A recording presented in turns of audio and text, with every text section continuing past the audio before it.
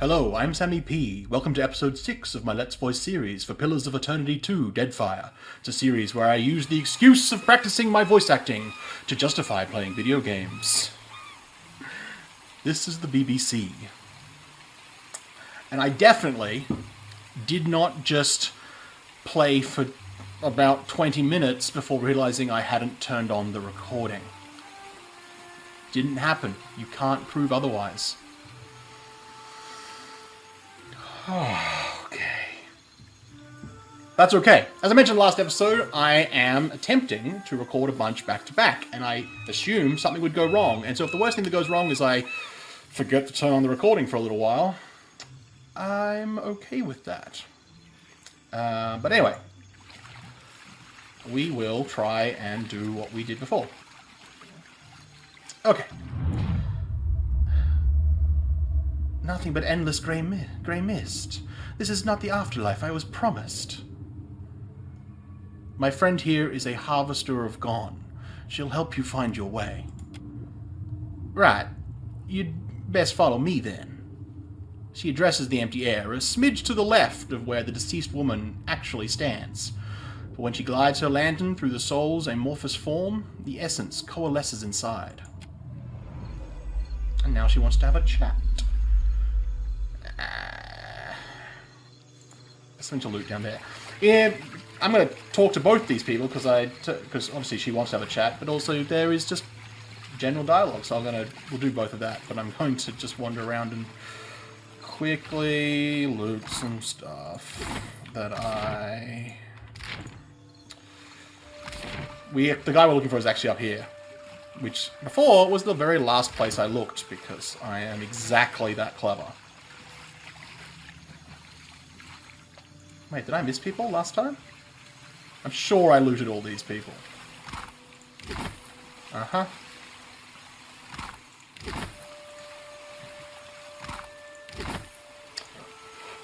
Alright, that's weird. Was there anything up here? No. Okay. I'm going to head back this way, and then we'll have a chat. We'll talk to Ilari first, and then we'll talk to the party.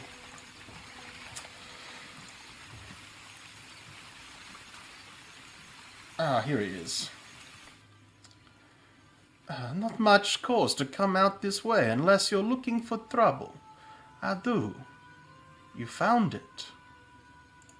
The young elf's hand drops to the pistol in his belt, palming the grip.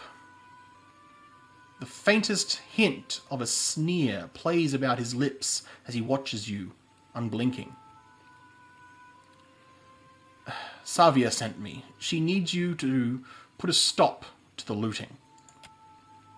Ilari snorts, his nose wrinkling. He regards you for a moment longer in expectant silence. Then he throws his head back, letting out a braying, unpleasant laugh. Mela, she must be desperate. Not so desperate as to come here on her knees to beg for herself, but she sent you. No. There's my answer. I get my cut. There's no sense in ruining a good thing. Much as I have a bunch of diplomacy, because I've got 3 plus the little, I've got like that medallion. Well, it's Adair's medallion, but he's wearing a different thing now. So I'm going to pay him 40 copper, because in the long run, 40 copper is not that much. Here. Consider it a fee for protecting the Gorechi Street. Ilari's eyes dart to the coin in your hand. He runs his tongue along his teeth, making a show of looking around in both directions, and you have lost 40 copper. Affirmative in Valian. Valian phrase meaning give me, give money, give. Ah. Dermio. Ilari sniffs, mouth twisting into a smug smirk, and pockets the coins. Tell Savia this isn't permanent. Second the water clears up and things are back to normal, we're through. I'll spread the word. Gorechi Street is under lawful protection now. I mean, he's just so lovely. Shorty wants to have a... Gotta wait in my lantern now.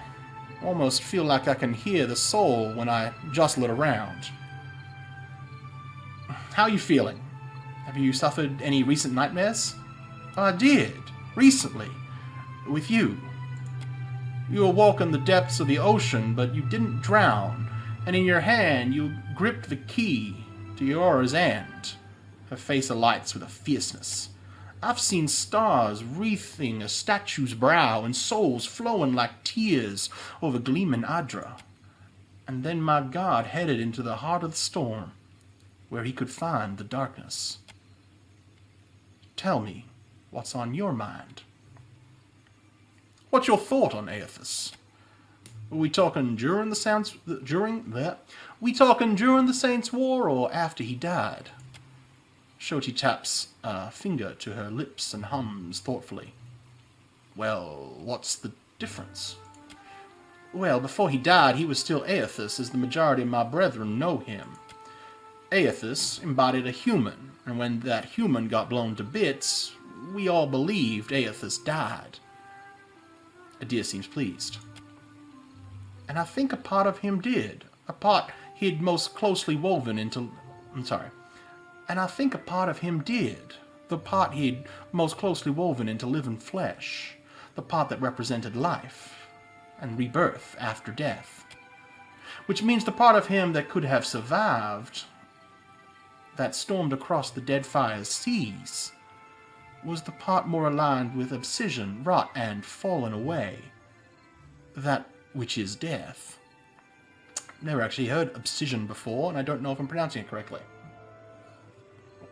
But it's a neat word all the same.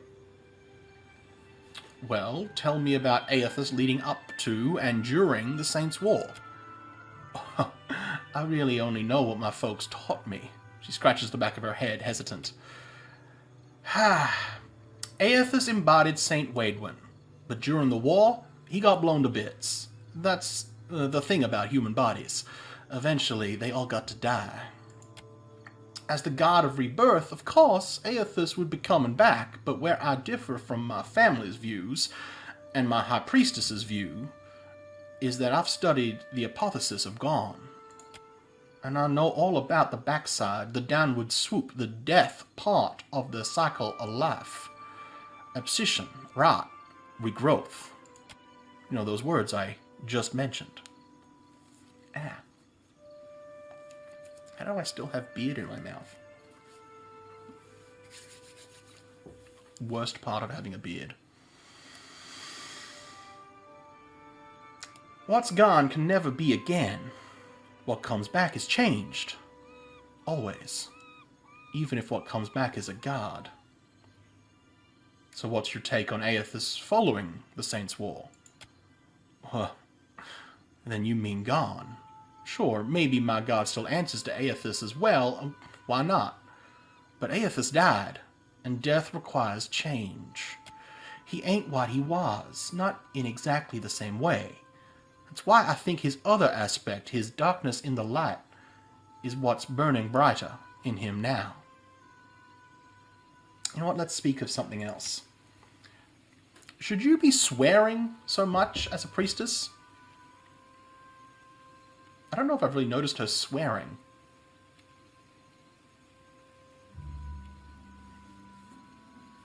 Should you be swearing so much as a priestess? Reckon not. She grins wide and confident. But I can't help but be a touch wayward. And don't take it too far. My ma caught me once, naked in the muckberry stalks, and, of course, I fight. But I've not done much more than that. And I don't use the real ugly words. Ooh, excuse me. She waggles her sickle around in a helpless sort of gesture. Sometimes the feelings, they just come tumbling right out of me. Gosh darn it. A faint smile, a faint trace of a smile forms on Adir's lips. I'm building his relationship with her more than I'm building mine. Come on, man. Am I wingmanning? Am I wingmanning for Adir here? I mean, that's probably okay. look, that's all for now. Well, it's time I got about searching for lost souls. Speaking of Adair, let's have a chat with him. Because we can just... Right. Hey. This brings back some memories, huh? What are your thoughts on Aethys at the moment? Oh, I don't know. I've still got this picture of him in my mind from when I was a kid in church. It's nothing like what we're seeing. Just like it was nothing like Waidwen. But that first image, that's still what Aethys is to me. Alright, let me ask you something else. What did you do after we ended the legacy? Oh, I liked that feeling. No one would stop Theus. We were part of something big. That was something I'd never felt before, not even at war. Guess I went looking for it again. Not that I wanted to tangle with gods, but something smaller. Something I thought I could manage. I looked all around the Deerwood, but that place is too many ghosts for me. Things I'd just as soon as forget. Wait, didn't you become the mayor of one of the places? Is this before then? When did you get the amulet? Well, this is after he became mayor and then he left? I don't know. What's the timeline on Adair? Ended up moving to Adair and tracking down my parents. They went there as refugees after the war ended. Did you find a way to be useful? In part, I guess. Adair, they still got some bad blood with Deerwood.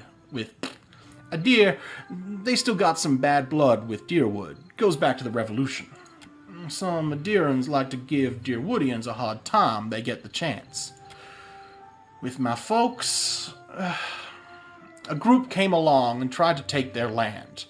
Made a phony claim to it. Well, what did you do? I sat down with them, and we had a friendly negotiation. One fella, I don't think he'll ever be able to look to his right. One fella, I don't think he'll ever be able to look to his right again. But we came to an understanding. My folks, they didn't see me the same after that. I think they'd rather have given up the land than have it come to violence. And I don't know if that was something we could have avoided, or if it was just the cost of trying to fix things. Well, let's keep moving. I just want to... So it doesn't... Neither of my rations have improved, but his... So he is warming up to her, but she doesn't care much. I thought I'd gotten... Definitely diplomatic and clever. I think honesty is the other one I'm looking for, but those are the four I want to keep. Don't need cruel, aggressive. Passionate's fine, I guess. Rational, stoic, and shady. I'm sure I got boost with them. Why are they not? I thought they'd be higher. It's all good. It's all good. What are we doing now? Oh, handy in quests. Bleh.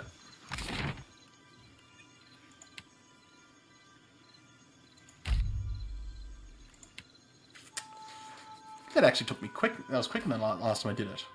Unsurprisingly. Okay. Let's go give that guy's money back, and then we'll go talk to the Savia. Rinko's home. I did sort of a deeper voice for this guy, didn't he? Was this the one that kind of sounded... I think it was when I was trying to do like a deeper sort of Italian, it came out kind of Russian, but let's... most days I'd fire up the kettle for you. Most days I'd fire up the kettle for you or something. Sorry. I spoke to Mokeha. She claims she won fairly and you insulted her. A surprise. The brute speaks. But you have survived the conversation in one piece? Merla, perhaps my tongue was... Merla. Perhaps my tongue was loosened by drink. What of it? Is any man who insults the savage's pride due a beating? The law is on my side.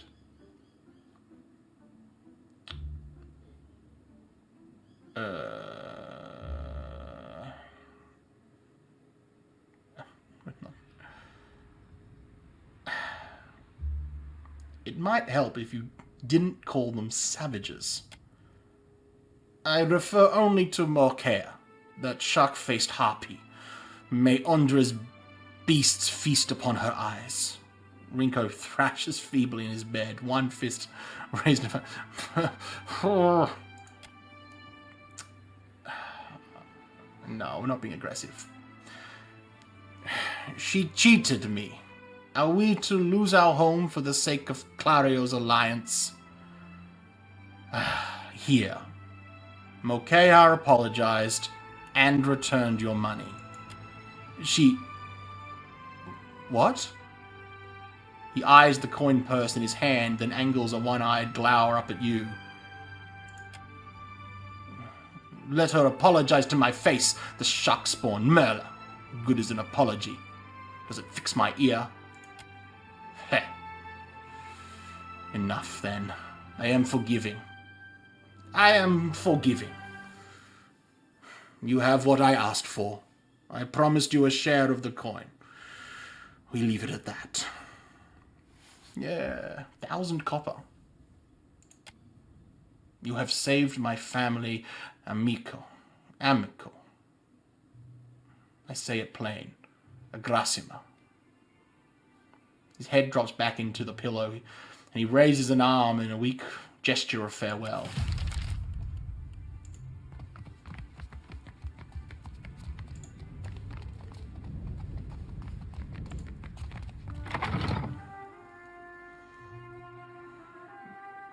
Can we tell the guard now?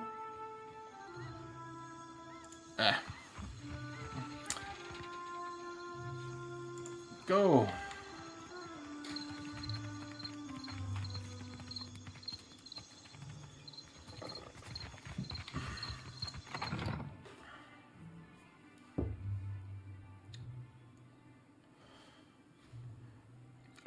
Oh, there she is.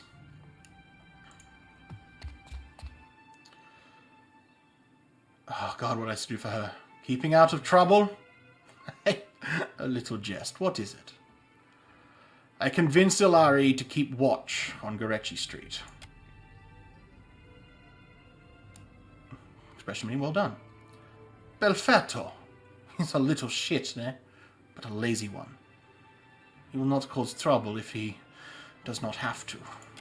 Easier to work with a familiar face for the moment. I can deal with him later. So we have one small part of Port Maj under control. A good start. Oh, right. I forgot how jarring that noise is. Well, here you are. For your time.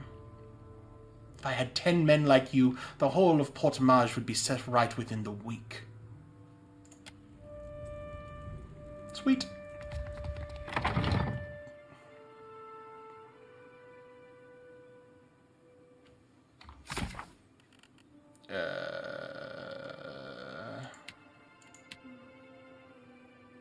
Yeah, okay. We just need to go to the dig site.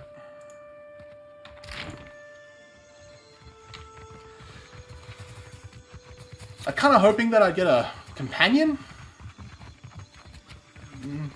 I don't actually know how many companions are in this game, or where you get them from. I haven't looked into it. I know there's 2 more. I know 2 more.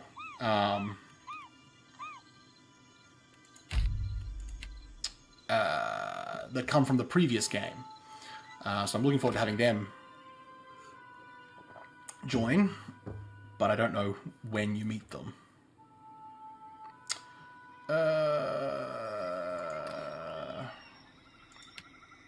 Right.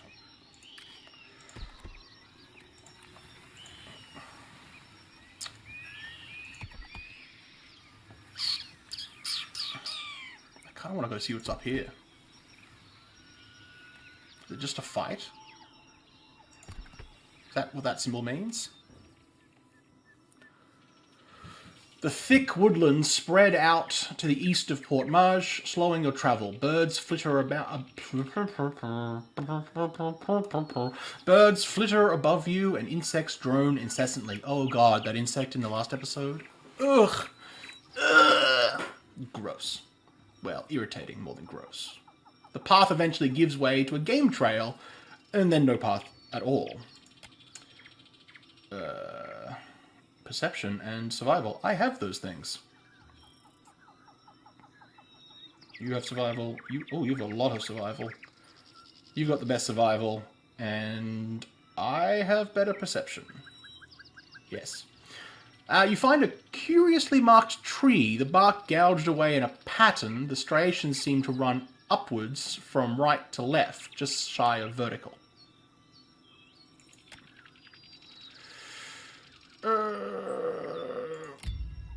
Ooh, good. The depth and width of the gash suggest the tusks of a boar, and the curled tufts of brown fur you find wedged in the scored wood confirms the suspicion. You notice... I guess you could have done it. Good to know. You notice a sigil carved lightly into the wood, so faint it is almost imperceptible. This is going to be history. So, who knows history? You know history. Identify the symbol. I mean, it's probably just, it pops up. Shoti squints at the carvings and frowns. Looks, alright, just... Looks Juana. 3 overlapping circles. Can't say beyond that.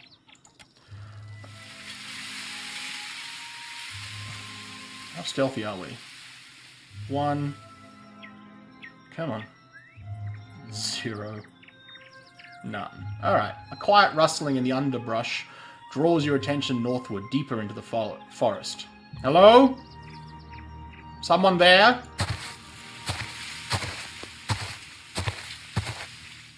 I was expecting the ball. The sound approaches, and a tall Amara appears through the vegetation. Matted red hair frames his head, while boar hides drape his form. Stranger still, several wild boar attend him, their hackles up as they snort at you. Oh. Thought I was going to have a conversation. Oh, we are going to have a conversation. Adair perks up at the sight of the boars. Oh, there are 2 of them. Alternately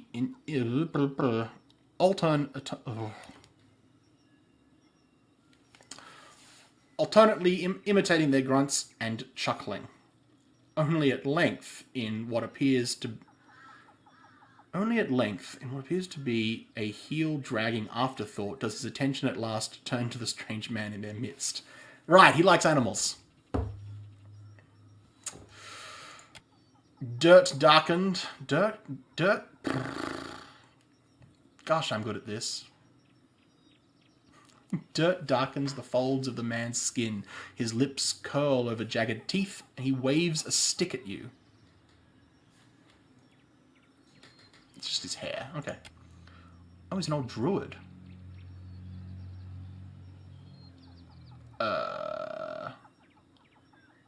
No. Never talk. Just go leave this forest. Go leave these islands. Go return from where you've been. From where you've been. No. Never talk. Just go leave this forest. Go leave these islands. Go return from where you've been. His Adrian is halting, the language thick in his mouth. Bluff. Nope. I mean you no harm. Can we just talk? The man shakes his head. Said as if a word never hurts a person. You go speak quickly then. Your word disturbs this place. What are you doing out here with all these boars? Learning. The boar teach much about survival if one listens, if one watches. So sing. He frowns. So say those who know. Those who know? Who would that be? He shakes his head roughly.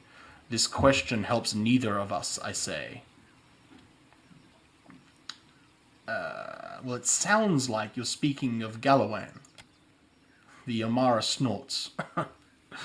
Always you foreign sort speak of your changing god. I say you know nothing of change, and less of the hunt. This has not been a productive exchange, has it? The man's eyes narrow. So about those boars of yours, the dirty furrows of the brow darkens as his scowl deepens. What of them? What of them then?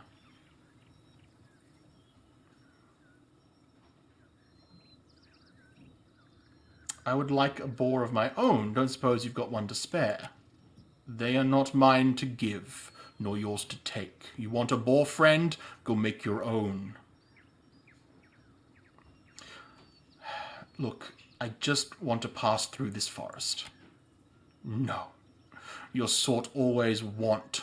This forest is not yours. This land is not yours. Go leave. I was really hoping that as a druid, I need more insight. As a druid, I need more insight. But as a druid, we'd be able to... I'm hunting a god. If I fail, your islands will not be spared his wrath. The man frowns, then pulls a leather-wrapped pouch from within his belongings. Hands shaking, he hands it to you. You have gained an item. Wise teeth necklace. Okay, cool. Then go take this. They protect you if you speak true. They tear out your throat if no.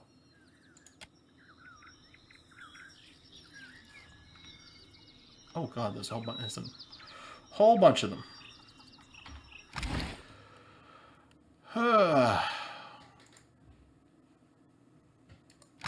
This necklace is crafted from the teeth of an Omawa sage. Some of the more superstitious Juana tribes believe that the person's learned wisdom is held not in the mind or heart, but their teeth. This small fetish may hold some understanding. +1 intellect, history, and insight. Bluff and diplomacy might be better for you, I think.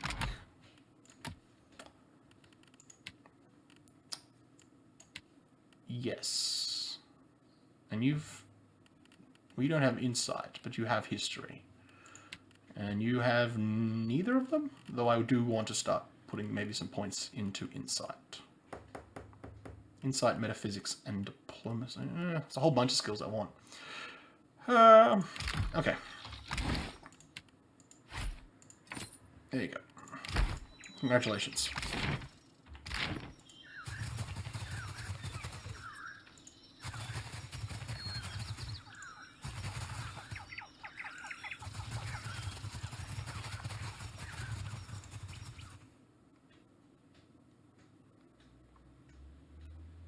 What a fun encounter.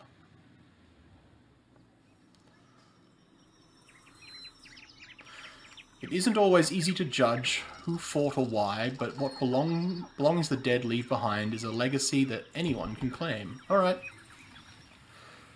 A sight of a recent battle spreads before you. The bodies of the routed four still lie where they fell, though most have been picked clean by scavenging beasts. Search the location. You take some time to explore the battlefield. 4 hours pass. You find some armor. It's still in remarkably good condition. Neat.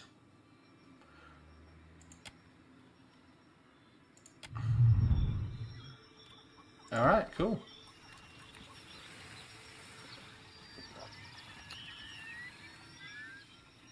Oh, another one. which I probably have to do if I want to get to where I'm going. Yes, I do. Okay. The trail before you seems thoroughly disturbed by erratic tracks. The sparse plants to the immediate side of the path roughly mangled. A struggle may have occurred here. Search the area. It takes you only a few moments to make sense of the chaos. No blood splatters suggest that it was not a fight, and you easily identify the claw prints of Zerps. The tracks seem recent. Oh, Zerps were like goblin-y, kobold-y things from memory. A dry ropey vine has been pulled taut across the path and inexpertly covered in dirt. Beyond, a group of robed figures cringe and cower at the nearby river's bend. Each is frozen in place, ashen and grey, like statues crafted of soot. Some the trap.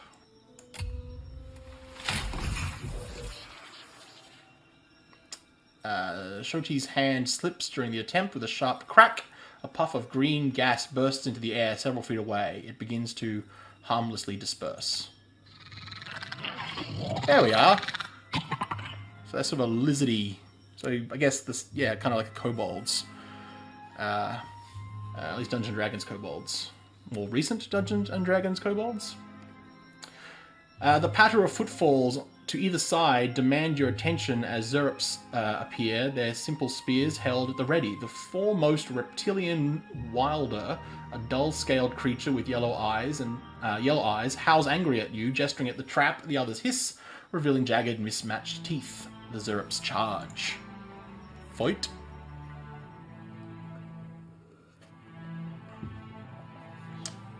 Hi.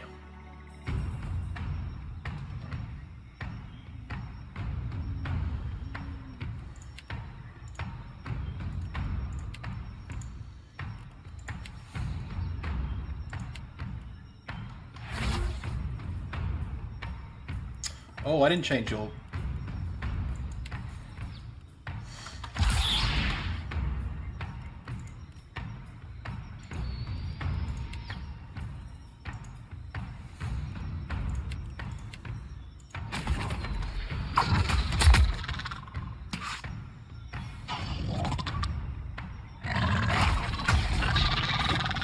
Damn. Are you not attacking? God damn it.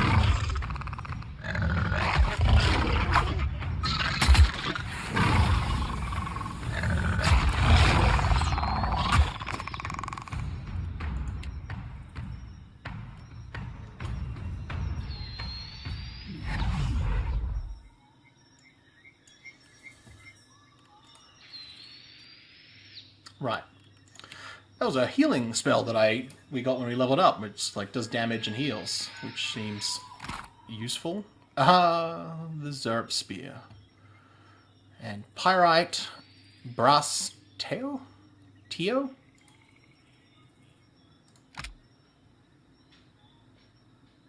Rautai. And medium shields and tongue. Because why not? Okay, well that was... Yeah, I think I talked about this, I forgot to mention this, I talked about it in the last one, but because we got the stances, the three different modal stances, there's the cleaving stance, which basically when he kills someone, he does damage all around them. There's the warrior stance, which is +5 accuracy, +5 deflection, and then there's the defender stance, which increases it's like +3 engagement target, yeah, +3 engagement targets, and for every person that they're engaged with, they take 5% less damage. So that's the one he'll probably spend most of his time with. Other fighters would use other ones, of course. Maybe you could design one which bounces between the two. Oh, that's... These remind me of... I don't know why they're turning into... Is that what the gas does?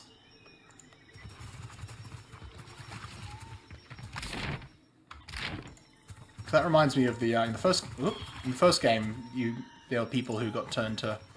Their bodies basically turned into soot statues, and you could loot them, but they sort of... When you did. Continue on. What is... What is that? Oh. Yay. Fresh fruit. Alright, reflex.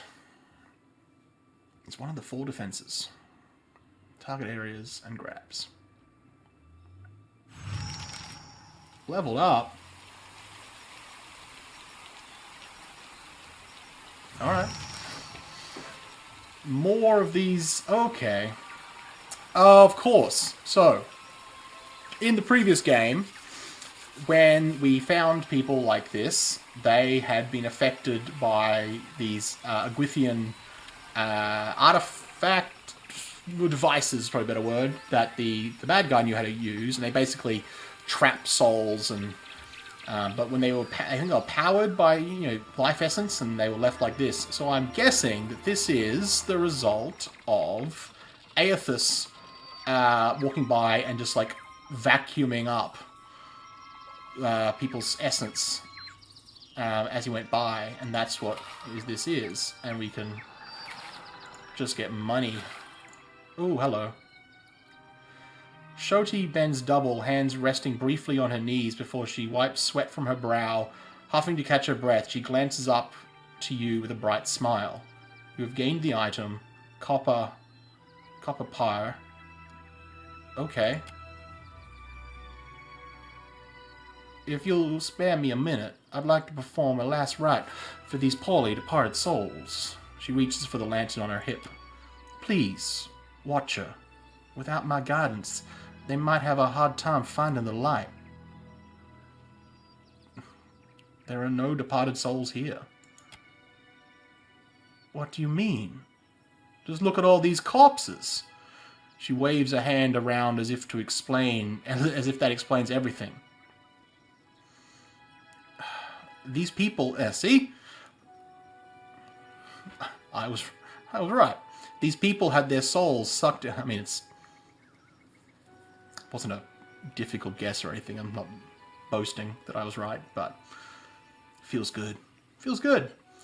These people had their souls sucked out by Aethys. Their corpses are just empty husks. Is that why they're so ashy? Her nose crinkles. Exactly. Exactly. Aethys caused a bioac, which I think is how you pronounce that, from memory from the first game, a bioac when he passed through. So it's not just symbolism in my dreams. I saw my god walking through storms. Didn't know he created them. While I do thank you for shielding my pride, Watcher, I figure it's better to be safe than sorry. If you don't mind, I'd like to do a colon real quick. I'll allow it. Mighty kind of you. She grins happily. With 2 intense strides forward, she unsheathes her sickle and lantern, fluidly swinging each in a series of well-practiced movements. Chanting, whirling, weapons slicing the air, Shoti's voice lilts and falls in an invocation, a summons to any departed lingering in the area. This here is a final call for all souls. Last stop for the lost. Gather round now. I'll cut you loose and haul you into the light. Swinging the lantern faster and faster, Shoti plants her thighs wide and then thrusts her arms high over her head. The lantern rattles in her grip. The light from within...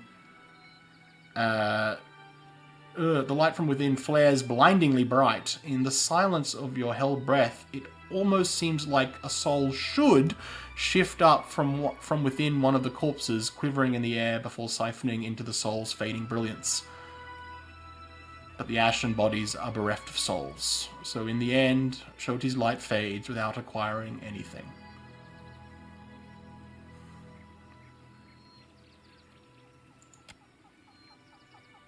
It's my honoured duty to reap and shepherd departed souls during their journey to being reborn. With Aethys dead, me and the other reapers got to gather as many souls as we can. We'll keep them safe until Gon returns to Hell, and I can take them into his divine embrace. What do you mean? I'm keeping lost souls. In here. She taps the metal frame of the lantern. And that is all I care to say for now. Let's go. She nods before setting off. I think that is where we'll call it for this episode. I hope you enjoyed episode 6. If you have, obviously, as before, liking, sharing, subscribing, all those wonderful things you can do to help the channel. I mean, if you didn't like it, the dislike button, it's right there. It's all good feedback. Comments, of course, as always, are encouraged, particularly if I've mispronounced anything or if you have any tips. All of those are wonderful. Obviously, no spoilers, please. But otherwise, I hope you enjoyed it, and I hope you come back for episode 7.